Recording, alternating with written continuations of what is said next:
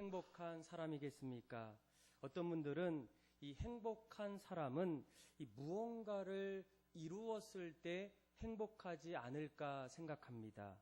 이를테면 드디어 내가 나의 사업을 시작할 때, 또 내가 되고자 했던 어떤 직업들을 점점 갖추어 갈 때, 그때 우리에게 행복이 있지 않을까.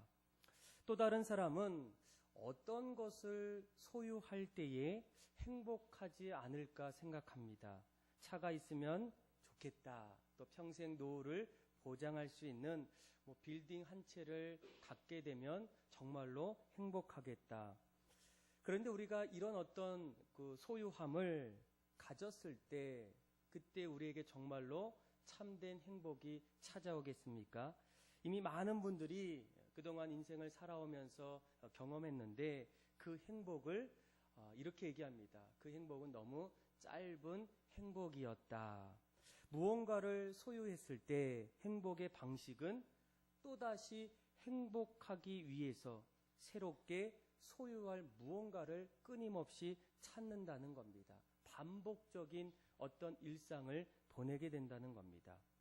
또한 내가 무언가를 함으로써 행복해지겠다는 이 믿음, 이전보다는 조금은 더 행복할 수도 있겠지만 불안함은 여전히 남는다는 겁니다. 내가 무언가 되었고 또 그 자리에서 또 어떤 일을 함에도 불구하고 여전히 내 마음속에는 채우지 못하는 어떤 이 불안한 마음들이 점점 생긴다는 거예요.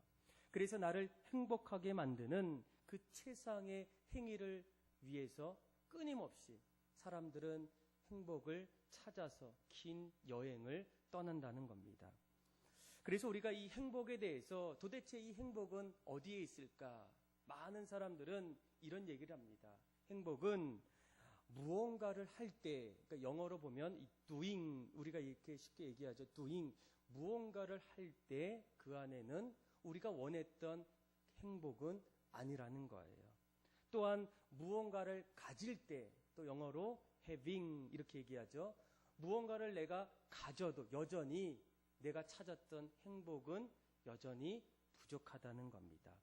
정말로 우리가 꿈꿨던 행복은 무엇이겠습니까? 지금 내가 어떤 존재인지에 따라서 그 행복이 결정된다는 거예요. 영어로 보면 being 이렇게 얘기합니다. 어떤 존재, 내가 어떤 일을 해도 어떤 것을 갖고 있었더라도 지금 나의 존재와 내 현재의 상태가 행복한지 아니면 행복하지 않은지에 따라서 그 삶이 점점 결정된다는 겁니다.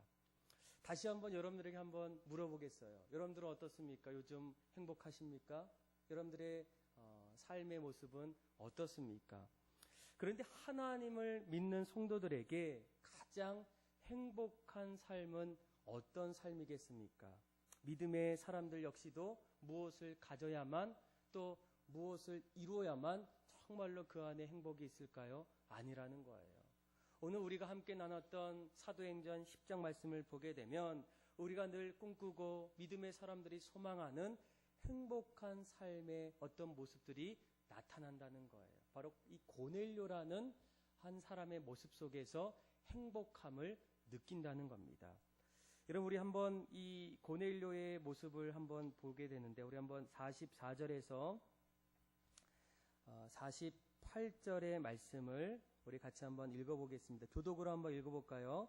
베드로가 이 말을 할 때에 성령이 말씀 듣는 모든 사람에게 내려오시니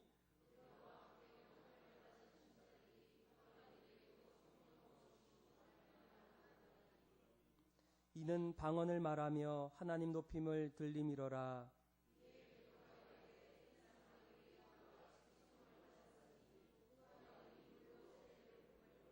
같이 읽겠습니다. 명하여 예수 그리스도의 이름으로 세례를 베풀라 하니라. 그들이 베드로에게 며칠 더 머물기를 청하니라. 아멘. 여러분 정말로 행복한 사람은 어떤 사람이겠습니까? 어떤 분들은 정말로 지금까지 열심히 살아왔는데 왜 내 삶은 행복하지 않습니까? 그런데 여러분 인생을 열심히 사는 것보다 더 중요한 것이 있다면 무엇이겠습니까?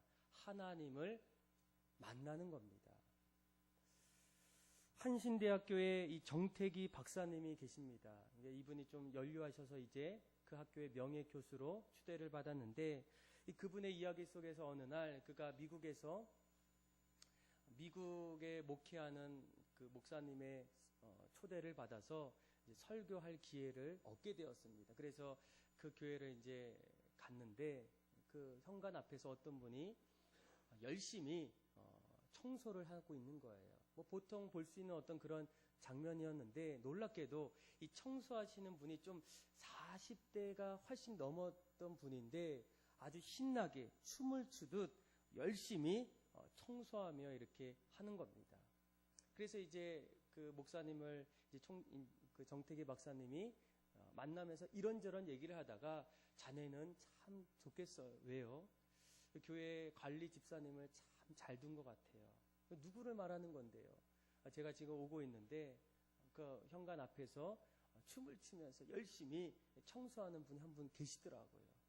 그런데 그때 그 말을 들었던 이 목사님이 깜짝 놀라면서, 아마 그분은 그 집사님, 관리 집사님이 아니라 자네도 잘 알고 있는 바우서 박사님이라고 알지 않나? 그러니까 이 바우서 박사님은 이 노벨 물리학상을 받았고 또 대학의 총장으로 이렇게 일하셨던 아주 훌륭한 분이에요. 그런데 그분이 40년 동안 장로님으로 수고하시면서 이제는 은퇴하셨는데 평생을 한결같이 그렇게 교회를 섬기고 또 기쁨으로 나아가는 그런 일들을 한다는 거예요. 그래서 어떻게 그럴 수 있겠느냐. 그런데 그분이 이런 얘기를 하더라고요. 장로님이 하루는 자신의 40대에 예수님을 체험했다는 거예요. 내 안에 이제는 예수님이 살아계십니다. 그리고 살아계신 그 예수님을 통해서 나의 삶이 날마다 기쁘고 즐겁다라는 거예요. 변함없이 한평생 그렇게 사시는 분이 바로 당신이 보았던 현관 앞에서 청소하는 바로 마우저라는 그런 장로님이라고 이렇게 얘기하더라고요. 여러분, 우리가 정말로 하나님을 만날 때 인생은 비로소 의미를 찾는다는 겁니다. 하나님을 만나기까지도 누구도 우리가 아무리 행복을 찾고자 해도 진정한 어떤 의미의 삶을 찾을 수가 없다라는 거예요. 만약 아직도 내가 살아계신 하나님이 아닌 다른 곳에 열심을 두고 그 안에 기쁨을 갖는다고 하더라도 그것은 여전히 방황하는 것이고 부족한 행복이라는 겁니다. 여러분, 믿음의 성도들에게 가장 행복한 삶은 어떤 삶이겠습니까? 바로 나를 지으신 그 하나님을 만나는 거예요. 그리고 그 하나님께서 우리에게 보내주셨던 예수님을 통해서 내 안에 성령님이 충만하게 임하는 그런 삶이 우리에게는 기쁨이고 감사고 또 가야 될 분명한 비전 속에서 우리의 삶을 만들어갈 수 있다라는 겁니다. 우리 방금 읽었던 이 고넬료의 삶을 모습을 보게 되면 그는 어떤 사람이겠습니까? 베드로의 이야기를 들었을 때 그 자리에 자신뿐만 아니라 자신의 가족을 넘어서 그곳에 있는 모든 사람들 가운데에 성령이 임하게 돼요. 성령이 그들의 마음에 찾아오 주시고 또 그 안에서 만져주시는 그 놀라운 삶이 어떤 사람들에게도 믿음의 성도들에게도 가장 소망이 되고 꿈꾸고 바라는 삶이 바로 그런 삶이 아니겠습니까? 그래서 오늘 말씀을 통해서 우리도 모두가 다 이 땅에서 이 험난한 시대에 행복한 삶을 살기를 원해요. 성령이 충만하고 성령께서 우리의 삶을 다스려 주셔서 우리가 보지 못하는 것도 보게 되고 우리가 누릴 수 없는 것도 함께 누림을 통해서 날마다 행복한 사람으로 이 세상을 살아갈 수 있는 이 비결이 있다면 여러분 무엇이겠습니까? 오늘 이 고넬료의 삶을 통해서 그 비결을 한 2가지 정도 함께 나누기를 간절히 원합니다. 첫 번째로 고넬료처럼 우리가 정말로 하나님을 만나고 또 살아계신 그 하나님의 은혜를 통해서 성령 충만한 그런 행복한 사람들의 어떤 첫 번째 모습은 무엇이겠습니까? 첫 번째로 하나님에 대한 갈망함이 있어야 한다는 거예요. 여러분들은 하나님을 갈망하십니까? 아니면 다른 곳에 또 다른 갈망을 갖고 계십니까? 이 고넬료의 삶을 들여다보게 되면 그에게 한 가지 특징이 있어요. 하나님에 대한 갈망함이 있었다는 거예요. 여러분, 이 갈망은 간절하고 애타게 바라는 어떤 그런 마음의 소망이에요. 우리가 10장 1절, 2절 말씀을 보게 되면 그가 하나님을 경외하고 또 하나님 앞에 경건하게 살았는데 2절 말씀에 보게 되면 그가 어떤 삶을 삽니까? 날마다 하나님 앞에 기도하고 백성들을 많이 구제했다는 거예요. 여러분, 왜 고넬료가 하나님 앞에서 항상 기도했을까요? 왜 그가 사람들에게 자신의 어떤 물질과 어떤 삶을 구제하는 일에 힘썼을까요? 그가 하나님을 간절히 만나기를 원했다는 거예요. 하나님에 대한 갈망이 없었더라면 그가 하나님을 경외할지라도 그런 어떤 삶을 살 수 있겠습니까? 이 간절함 속에서는 애타게 무언가를 찾고자 하는 자신의 몸부림이 있다는 거예요. 그런데 이 고넬료의 이런 모습에서 끝나는 것이 아니라 조금 더 우리가 말씀을 보게 되면, 자, 우리 한번 24절부터 25절까지 말씀을 보게 되면 드디어 유대인의 지도자였던 이 베드로와 그리고 이 유대인들을 지배했던 로마의 군대 장관이었던 고넬료가 이제 드디어 만나게 돼요. 그런데 만날 때에 어떤 일들, 어떤 행동이 있었는지를 좀 주목하면 그 안에서 한 힌트를 얻을 수가 있습니다. 우리 한번 24절에서 25절의 말씀을 같이 한번 읽어보겠습니다. 시작. 이튿날 가이사라에 들어가니 고넬료가 그의 친척과 가까운 친구들을 모아 기다리더니 마침 베드로가 들어올 때에 고넬료가 맞아 발 앞에 엎드려 절하니. 아멘. 드디어 이 고넬료가 베드로를 만나는 그런 장면이에요. 그런데 방금 읽었던 4절에 보면 친척과 가족과 가까운 친구들을 모아서 무엇했다고요? 베드로를 기다리고 있었다는 거예요. 그리고 25절에는 베드로를 볼 때에 어떤 일들이 향합니까? 그가 그 자리에서 발 앞에 엎드려 절하고 있었다는 거예요. 여러분, 우리가 보통 상식적으로 오늘 지금 일어나고 있는 일들을 상상해 보게 되면 누가 누구에게 발 앞에서 절하는 것이 정상적인 모습이겠습니까? 그 당시에 이 베드로는 로마 속국의 백성이었고 유태인이었어요. 그리고 고넬료는 지배 민족인 로마의 장군이었어요. 위치적으로 보면 누가 더 큽니까? 베드로보다는 고넬료가 더 위쪽에 있어요. 사회적으로는. 그가 유대인들을 지배했고 또 로마의 장군이었고 어느 정도 위치가 있는 사람이 고넬료인데 이 베드로 오기를 간절히 기다렸다는 거예요. 그리고 그를 보자마자 그 자리에 엎드려서 절을 했다는 거예요. 조금은 우리가 상식적으로 이해가 되지 않는데 여러분 조금 더 말씀을 보면, 자, 우리 한번 33절의 말씀을 읽어보면 드디어 그가 그렇게 했었던 이유를 알게 돼요. 우리 한번 33절 한번 읽어볼까요? 시작. 내가 곧 당신에게 사람을 보내었는데 오셨으니 잘하였나이다.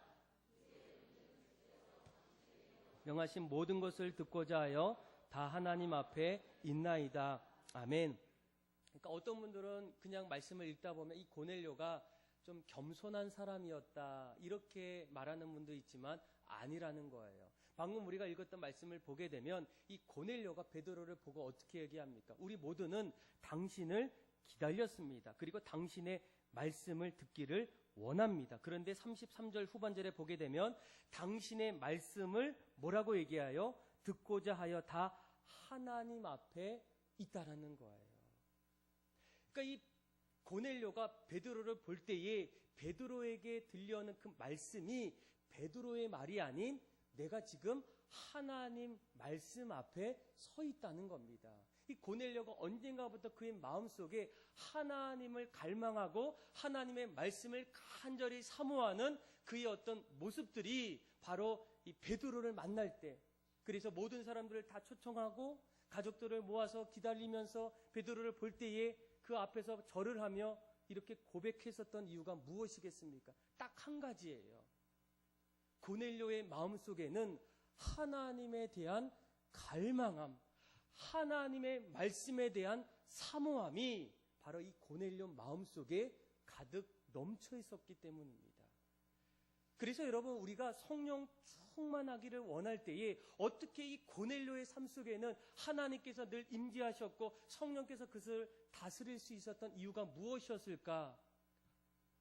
한 가지를 찾는다면 이 고넬료의 모습 속에는 다른 어떤 거에 대한 어떤 관심보다도 하나님을 만나고 하나님을 찾기를 간절히 원하는 하나님의 갈망함이 그 마음속에 있었다는 거예요. 여러분들은 어떻습니까? 우리가 정말로 하나님 앞에 나올 때에, 또 하나님을 만나기를 원할 때에, 하나님의 말씀 앞에 섰을 때에 우리의 마음은 어떤 마음으로 오고 있습니까? 어떤 제자가 스승한테 매일같이 질문합니다. 스승님, 어떻게 하면 하나님을 만날 수 있겠습니까? 그럴 때마다 스승은 매일 똑같은 신비스러운 대답으로 일관합니다. 갈망함으로써 하나님을 찾을 수 있느니라. 갈망함으로써 하나님을 찾을 수 있느니라. 그러니까 며칠 동안 똑같은 대답을 들은 제자는 또다시 묻는 거예요. 스승님, 저는 지금까지 온 마음을 다해서 하나님을 갈망했습니다. 그런데 여전히 응답이 없고 하나님을 볼 수가 없습니다. 어떻게 하면 좋겠습니까? 근데 스승이 그 말을 듣자마자 그 제자를 조용히 데리고 강가로 갔어요. 그리고 깜짝 놀라게 그 스승이 그 제자의 이 머리를 잡고 물속에 이렇게 잠기게 합니다. 그러니까 이 스승의 행동에 놀란 제자는 갑자기 그 소나기에서 풀려나려고 필사적으로 몸부림을 치려는 거예요. 살려주세요. 왜 그러세요? 하면서 허우적대면서 그 위기에서 모면하라고 몸부림으로 나아갑니다. 그리고 나서 이제 스승이 그의 머리를 놓아주면서 이렇게 묻습니다. 자네는 왜 물속에 들어갔을 때 그렇게 몸부림을 쳤는가? 이 제자가 당연하게, 스승님, 당연히 제가 숨이 막혀서 그렇지 않습니까? 그때 스승이 말합니다. 바로 그렇게 하나님을 숨막히게 찾으면 하나님을 만날 수 있을 것이에요. 정말 우리 마음속에 간절하고 애타는 마음으로 하나님 앞에 나아가면 하나님은 우리에게 찾아와 주신다네. 이런 이 말씀이 예레미야 선지자를 통해서도 동일하게 말씀하고 있지 않습니까? 너는 내게 부르짖으라. 내가 내게 응답하겠고 내가 알지 못하는 크고 비밀한 일을 내게 보이리라. 너희가 온 마음으로 나를 구하면 나를 찾을 것이요 나를 만나리라. 우리가 전심으로 진심으로 하나님 앞에 나와서 하나님, 저에게 말씀해 주세요. 하나님, 저에게 가르쳐 주세요. 저에게 새로운 일들을 보여주세요. 그런 어떤 고백이 보통 사람들의 어떤 일반적인 고백이기보다는 오늘 함께 나눴던 고넬료처럼 정말로 이 베드로를 만나기를 원해서 그가 오기도 전에 간절히 기다리며 수많은 친척들과 사람들을 모여놓고 보자마자 발에 엎드려서 절하면서 당신의 말씀을 듣기를 원하는데 나는 하나님 앞에 지금 서 있습니다. 하나님 말씀을 간절히 듣기를 원합니다. 하나님 말씀 앞에 주의 뜻대로 내가 살기를 원합니다. 그의 어떤 간절함이 결국 성령 충만한 삶으로 여러분 바뀌었다는 거예요. 여러분들은 어떻습니까? 오늘도 우리가 정말 하나님 만나기 위해서 이 자리에 나왔습니다. 주의 말씀이 들려올 때마다 나에게 주시는 또 다른 은혜를 느끼기를 원해요. 나의 어떤 문제를 하나님 말씀 앞에 해결받기를 원해요. 그럴 때에 여러분, 우리의 어떤 기도의 방법이 중요하겠습니까? 아니라는 거예요. 기도의 어떤 방법보다도 기도할 때에, 하나님을 찾을 때에 내 마음의 태도가 어떤지가 바로 하나님을 만날 수 있는 가장 큰 어떤 비결이라는 겁니다. 저는 여러분들 모두가 오늘 말씀처럼 고넬료처럼 하나님에 대한 갈망을 통해서, 하나님을 정말로 만나고자 하는 그 진심을 통해서 날마다 하나님을 만나고 성령의 임재함을 통해서 주님과 늘 동행하는 그런 은혜가 있기를 주님의 이름으로 축복합니다. 두 번째로, 우리가 어떻게 하면 우리의 삶도 고넬료처럼 성령 충만하고 날마다 하나님의 인도하심을 따라서 행복한 사람으로의 삶을 살 수 있을까? 두 번째로 보게 되면 반드시 우리는 예수 그리스도의 복음을 듣고 또 믿을 때에 우리는 하나님을, 또 성령님을 우리 안에 충만하게 만날 수 있다는 거예요. 여러분, 우리가 정말로 하나님을 갈망한다고 반드시 하나님을 만나는 것은 아니라는 겁니다. 우리가 하나님을 만나고 우리의 삶이 성령 충만하려면 무엇이 필요합니까? 십자가의 복음을 먼저 들어야 돼요. 그리고 그 십자가의 복음을 내 삶 속에 믿을 때에 그 일들이 시작된다는 겁니다. 아마 얼마 전에 미국의 대표적인 이 복음주의자로 알려졌던 이 존 파이퍼 목사님이 한국에 이렇게 오셨어요.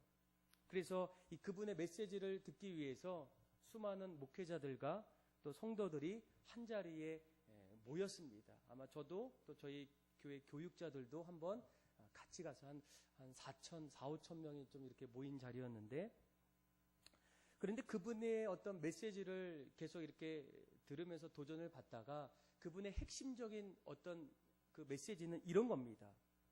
그곳에 있는 수많은 사람들에게 이렇게 얘기해요. 여러분, 하나님을 더 갈망하십시오. 그리고 그 안에서 만족하십시오. 다시 말하면 우리가 하나님 안에서 가장 만족할 때 하나님의 영광이 우리의 삶 속에 강하게 비친다는 겁니다. 그래서 그분은 평생 45년 동안 목회하면서 하나님의 영광과 인간의 어떤 기쁨, 다시 말하면 인간의 어떤 행복의 관계가 무엇일까에 대해서 계속 고민했고 성도들에게 증거하는 그런 복음주의자의 삶을 살았다는 거예요. 그러면서 그 말을 들으면서 점점 성도들의 어떤 그 질문이 하나 있어요. 우리가 정말로 하나님을 더 갈망하기를 원하고 또 하나님 안에서 충만한 기쁨을 누리기를 원할 때 도대체 이 방법, 어떤 이 비결이 있다면 도대체 무엇일까? 근데 그분이 이런 얘기를 하더라고요. 우리가 정말로 성령이 충만하고 하나님을 더욱더 갈망하고 알아갈 수 있는 것은 바로 복음이라는 거예요. 여러분, 이 복음은 무엇입니까? 복음은 예수 그리스도를 말합니다.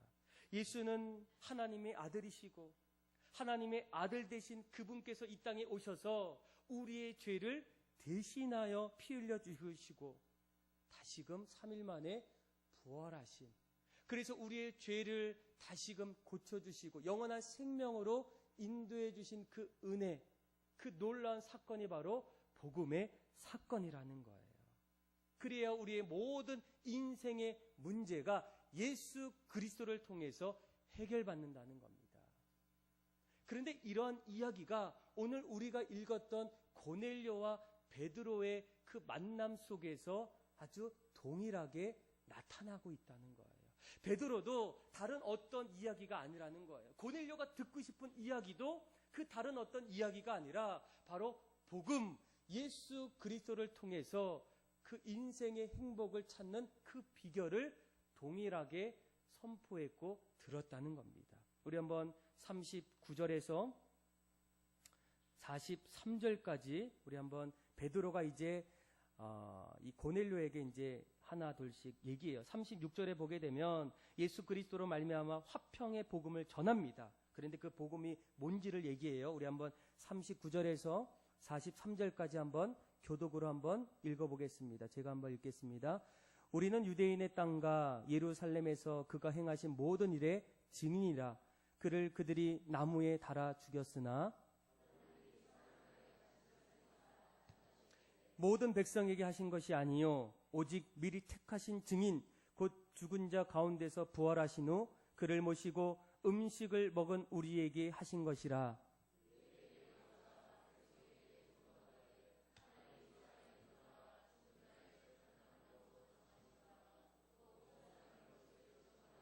같이 읽겠습니다. 그에 대하여 모든 선지자도 증언하되 그를 믿는 사람들이 다 그의 이름을 힘입어 죄사함을 받는다 하였느니라. 아멘. 여러분, 먼저 이 복음을 들어야 돼요. 그 복음은 예수 그리스도이신데 그분께서 이 땅에 오셨어요. 우리를 위해서 십자가에 죽으셨어요. 그리고 사흘 만에 다시금 새 생명으로 부활하셨습니다. 우리의 죄를 대신 지셔서 우리의 죄를 용서하시기 위해서 이 예수 그리스도께서 이 세상에 오셨다는 거예요. 그런데 더 중요한 것은 이 복음, 이런 사건을 어떻게 해야 된다고요? 43절 말씀에 보게 되면 그의 모든 선지자도 증언하되 그를 믿는 사람들이 다 그의 이름을 힘입어 제사함을 받았다는 거예요. 그 복음을 먼저 알고 그 복음을 우리가 어떻게 해야 된다고요? 믿을 때에 그 믿음을 통해서 우리가 다시금 죄 사함, 인간에게 여전히 풀리지 않았던 죄의 문제들이 해결받을 수 있는 길은 예수님의 복음을 먼저 듣고 그리고 그 복음을 듣고 난 이후에 믿음으로 나아갈 때에 하나님의 은혜를 통해서 놀라운 은혜와 용서의 삶이 시작된다는 거예요. 베드로는 다른 어떤 것을 설명하지 않았습니다. 간절히 하나님 말씀을 기다리고 또 고대하는 고넬료 앞에서 그가 외쳤던 것은 무엇이겠습니까? 복음이라는 거예요. 예수 그리스도를 예수님이 나를 위해서 오셨고 나를 위해서 죽으셨고 나의 생명을 위해서 다시 사셨던 그 놀라운 일들을 바로 베드로가 고넬료에게 선포하고 증언하게 됩니다. 너희가 믿을 때에 그 놀라운 일들이 나타난다는 거예요. 그래서 여러분 우리가 두 번째로 무엇이 있습니까? 우리가 정말로 하나님을 갈망할 때에 또 한 가지 중요한 것은 하나님이 우리를 위해서 보내주셨던 그 예수 그리스도의 복음을 들어야 되고 그것을 믿어야 한다는 거예요. 그래야 그때부터 새로운 생명으로 소망으로 우리의 삶의 모습이 바뀐다는 겁니다. 아마 영국의 스로스트라는 그 교도소에서 한 40년 동안 복역하다 풀렸던 사람이 있어요. 근데 왜 이 사람이 알려졌냐면 아마 다 아시는 것처럼 감옥에 갔던 사람들, 특별히 죄질이 안 좋았던 사람들 대부분은 그 형을 살고 나오면 어떻습니까? 또다시 그곳에 들어가게 돼요. 그러니까 그분도 아마 좀 말을 잘 안 듣고 좀 어려웠던 그런 어떤 사람이라서 사람들은 그가 출소한 이후에 다시 이곳에 돌아올 거라 모두가 생각했어요. 그런데 사람들의 어떤 예상과는 다른 일들이 그에게 일어나기 시작해요. 그가 출소한 날 구세군 숙박소에서 뜻밖의 하룻밤을 보내게 됩니다. 그런데 그날 밤에 이 전도 집회가 있어요. 그래서 그가 한번 그것을 찾아갔는데 예배 가운데에 말씀 가운데에 드디어 이 십자가의 복음을 듣게 돼요. 주님이 어떤 분인지 하나님이 왜 예수 그리스도를 이 땅에 보내주셨는지를 하나하나 듣게 돼요. 좀 놀랍죠? 어떻게 이런 일이 있을까? 그런데 이 사람은 거기에서 끝나지 않았어요. 복음을 들었을 때에 복음을 듣고 그리고 그 복음을 내 마음속에 믿기로 결단한 거예요. 예수님을 그 자리에서 영접하게 돼요. 그 자리에서 영접하다 보니까 그 안에 자기도 모른 어떤 뜨거운 어떤 성령을 그 마음속에 체험하게 됩니다. 그리고 그가 새롭게 변하게 돼요. 그는 출소 후에 추록자 보호소라는 구세군에서 운영하는 그 보호소에서 무려 18년 동안 섬기고 봉사하는 일을 하게 됩니다. 그러면서 이 추록자들에게 이런 간증을 해요. 여러분, 저는 가죽 채찍으로 지금까지 400대나 매를 심하게 맞았습니다. 그리고 40년 동안 교도소에서 생활했는데 그냥 변한 것이 별로 없습니다. 그런데 예수님을 만나는 순간 이렇게 새 사람이 되었습니다. 하나님이 나를 고쳐주셨습니다. 예수님의 능력이 나를 이 자리에 오게 했습니다. 여러분, 예수님의 십자가의 복음은 인생을 바꾸는 역사가 있다는 거예요. 여러분, 하나님을 갈망하는 사람이 만약 십자가의 복음을 듣고 그 십자가를 붙잡을 때 어떤 일이 일어나겠습니까? 성령께서 우리 마음에 찾아와 주신다는 거예요. 내가 믿기를 간절히 원하는 그 예수님, 이제는 내가 산 것이 아니요 내 안에 그리스도께서 사신 것이라. 이제 내가 육체 가운데 사는 것은 나를 사랑하사 나를 위하여 자기 몸을 버리신 하나님의 아들을 믿는 믿음 안에 살 때에 그 사람 모두는 예수와 함께 이 세상을 살게 된다는 거예요. 하나님이 기쁠 때에 나도 기쁘고, 하나님이 용기가 생길 때에 나도 용기가 생기고, 하나님이 소망을 주실 때에 우리에게도 소망이 넘친다는 거예요. 여러분, 우리가 왜 예수 그리스도를 복음을 듣고 우리가 믿어야 될까? 여러분, 이 성령 충만을 받기 위해서는 한 가지 조건이 있어요. 죄의 문제가 해결받아야 돼요. 그런데 그 죄 해결이 무엇을 통해서 이루어집니까? 바로 그리스도를 통해서, 예수님을 통해서. 그래서 여러분, 이 교회는 다른 어떤 것보다 예수 그리스도로 우리가 세워나가야 된다는 거예요. 두세 사람이 내 이름으로 모인 곳에 나도 그들과 함께 하겠다. 그러니까 우리가 모일 때마다 예수 중심으로, 예수의 소망으로 모일 때에 늘 그 안에는 하나님이 함께 하시고 성령께서 함께 임재하는 그런 놀라운 일들이 일어난다는 겁니다. 오늘 우리가 읽었던 말씀을 나눴던 이 고넬료, 그가 어떻게 성령 충만한 삶을, 행복한 삶을 여러분 살 수 있겠습니까? 그는 무엇보다도 그의 삶 속에 하나님에 대한 갈망함이 있었어요. 어떻게 하면 내가 하나님 말씀을 들을 수 있을까? 하나님 만나서 나의 길, 내가 걸어가야 될 인생의 가장 중요한 아주 기준이 무엇일까를 간절히 찾기를 원했어요. 그래서 베드로가 왔을 때 그는 베드로를 발 앞에 모시고, 당신의 말은 내가 하나님 앞에 서 있는 것과 같습니다. 간절히 주님의 말씀을 듣기를 갈망했다는 거예요. 그리고 그 말씀이 들려올 때에 그곳에서 말씀하시는 예수 그리스도의 복음을 듣게 되고, 그 복음을 내 마음에 내가 믿고 영접할 때에 그때 어떤 일이 일어났다고요? 그 자리에 성령이 충만한 그 놀라운 일들이 그 자리에 일어났다는 거예요.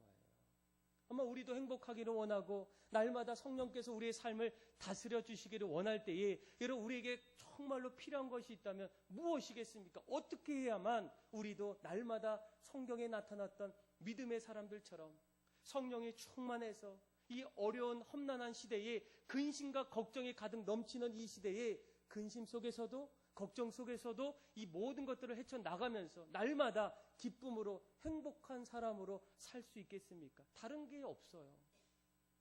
고넬료처럼 하나님 앞에 하나님에 대한 갈망함이 있으면 돼요.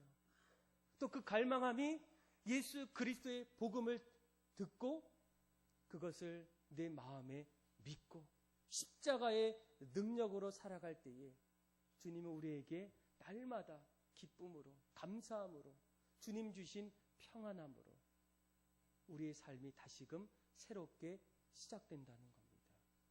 사랑하는 믿음의 성도 여러분, 오늘 이 말씀을 통해서 다시 한번 우리 마음에 스스로 묻기를 원해요.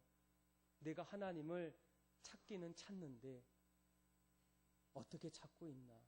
정말 고넬료처럼 간절하게 진심으로 전심으로 내가 하나님을 찾고 있는 믿음의 성도인가? 아니면 날마다 주일이 되면 다른 어떤 사람들처럼 똑같이 하나님 앞에 나오고는 있지는 않는가? 하나님은 찾고자 하는데 여전히 내가 예수님을 나의 구주로 영접하지 못하고 여전히 내 중심에는 예수님이 아닌 내가 중심이 되어서 살고 있는 그런 분은 없으십니까? 저는 이곳에 있는 모든 온누리 소망교회 교우들이 오늘 고넬료처럼 하나님에 대한 갈망함이 시작되고 그 안에서 예수님의 복음을 듣고 믿음을 통해서 날마다 우리의 모든 삶이 성령 충만하고 하나님께서 이끌어 가시는 기쁨이 넘치는 행복한 사람으로 이 세상을 살아갈 수 있는 믿음의 성도들이 다 되기를 주님의 이름으로 축복합니다. 우리 이 시간 같이